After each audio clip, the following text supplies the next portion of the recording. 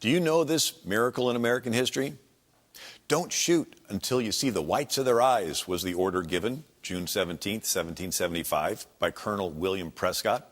He was commanding the troops on Breed's Hill, adjacent Bunker Hill, which guarded the north entrance to Boston's harbor.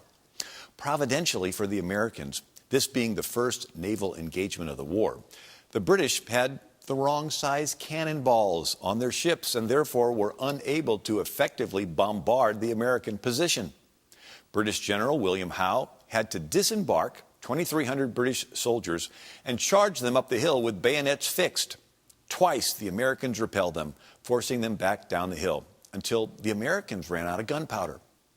The British then took the hill and burned the nearby town of Charleston. In this first action of the war, the Continental Army saw over 1,000 British casualties and nearly 500 American deaths. The same day, 300 miles away in Philadelphia, the Continental Congress drafted George Washington's commission as commander-in-chief, for which he refused a salary. Washington wrote to his wife Martha, "Dearest, it has been determined in Congress that the whole army raised for the defense of the American cause shall be put under my care, and that it is necessary for me to proceed immediately to Boston to take command. I shall rely, therefore, confidently on that providence which has heretofore preserved and been bountiful to me. I got Colonel Pendleton to draft a will. The provision made for you in case of my death will, I hope, be agreeable." General Washington rode to Boston and took command.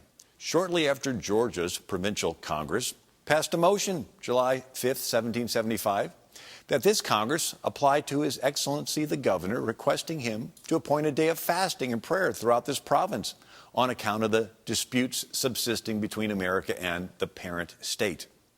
On July 7th of 1775, Georgia's provincial governor replied, "Gentlemen, I have taken the request made by a provincial Congress, and I must premise that I cannot consider that Congress meeting as constitutional. But as the request is expressed in such loyal and dutiful terms, and the ends proposed being such as every good man must ardently wish for, I will certainly appoint a day of fasting and prayer to be observed throughout this province." Signed, James Wright. Of the Continental Congress passing a public day of humiliation, fasting, and prayer, John Adams wrote to his wife, Abigail, July 12, 1775, "We have appointed a continental fast.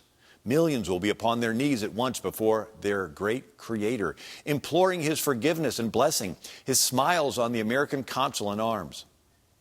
On July 19th of 1775, the journals of the Continental Congress recorded, "Agreed that the Congress meet here tomorrow morning at half after 9 o'clock in order to attend divine service at Mr. Duchesne's church, and that in the afternoon they meet here to go from this place and attend divine service at Dr. Allison's church." As the Revolutionary War began, Connecticut Governor Jonathan Trumbull wrote to George Washington, July 13th, 1775, "The Honorable Congress have proclaimed a fast to be observed by the inhabitants of all the English colonies on this continent, to stand before the Lord in one day with public humiliation, fasting, and prayer, to deplore our many sins, to offer up our joint supplications to God, that they have appointed you to the high station you possess. The Supreme Director of all events hath caused a wonderful union of hearts and counsels to subsist. Now, therefore, be strong and very courageous. May the God of the armies of Israel shower down the blessings of His divine providence on you, give you wisdom and fortitude, cover your head in the day of battle and danger, add success, convince our enemies of their mistaken measures." Well, this was our country, America, crying out to God in time of crises. And it's important for us to remember these miracles in American history.